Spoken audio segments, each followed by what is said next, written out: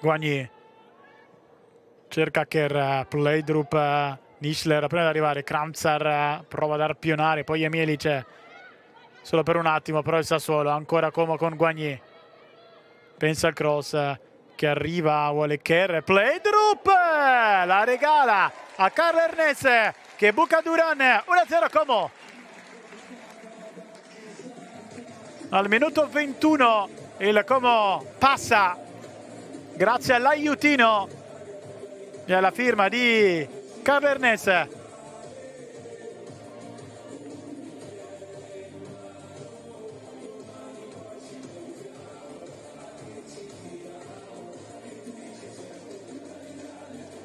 Solito pallone delizioso di Guagni.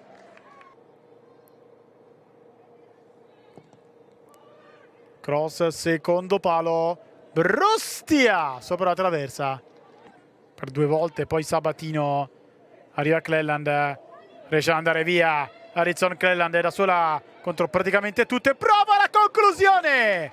Cosa ha preso Gilardi?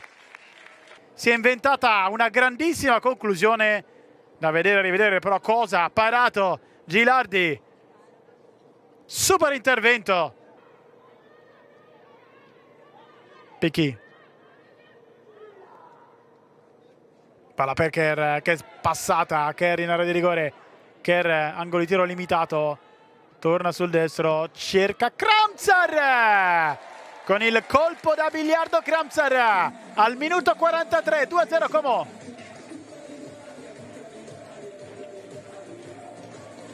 È riuscita a trovare lo spazio per fare male. 2-0.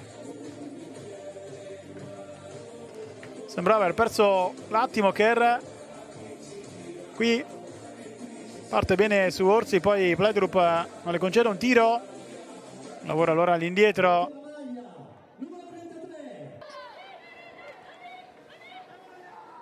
Sabatino prolunga per poi Emielic, posizione regolare, prova a infilarsi, poi Emielic, Gilardi. Posizione buona in partenza, qui riesce a tenere la distanza di zona, a calciare, poi Picchi cerca di far passare Nischler, attraversa, poi ancora Dele Stahl, non colpisce bene da un'ottima posizione.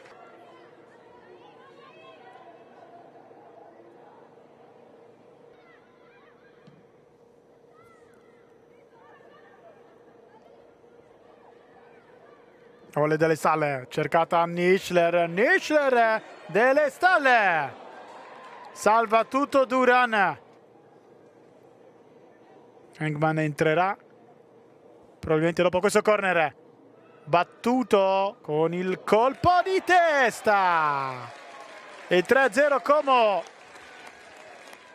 La gioia di Rizzon con Dele Stahl. È andata in cielo e ha fatto 3-0 Como. La numero 9. Se non ci sarà tempo per un'ultima occasione, Picchi allarga, cerca il cronometro per Rinaldi, non c'è più tempo, eccola la parola fine. Il Como batte 3-0 il Sassuolo. 2 gol al primo tempo, il fattore K.